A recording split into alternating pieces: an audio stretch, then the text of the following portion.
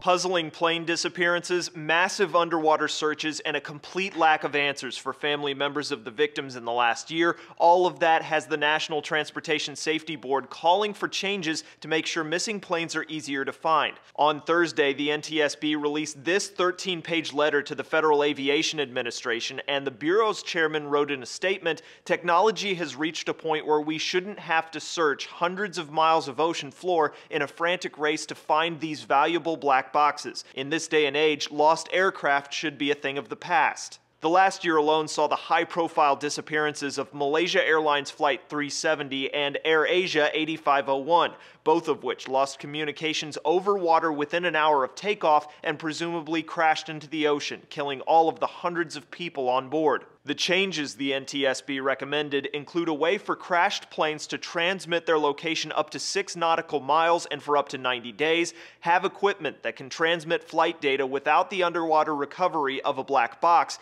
and require airlines to install cameras in the cockpit. The NTSB noted more than just this last year's missing plane tragedies in its letter, and also the chairman wasn't shy about noting the Bureau has called for these changes before. As part of the report, the NTSB cited Air France Flight 447 from 2009. The jet flying from Rio de Janeiro to Paris disappeared over the Atlantic and took nearly 2 years and $40 million to recover the plane's flight recorders. The report also has an entire section dedicated to its previous recommendations dating back to 2000 for ways to prevent tampering with flight recorders and installing cockpit cameras. Pilots, or at least the union that represents them, weren't terribly thrilled about the camera and video recorder idea. While the NTSB said those video recordings could give investigators a better understanding if something went wrong, the Airline Pilots Association president called them a premature overreaction. He wrote, "Cockpit image recorders will not improve safety and could, in fact, impede it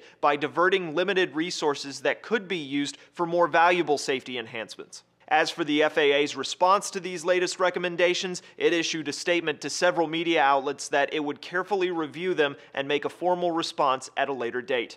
For Newsy, I'm Cliff Judy.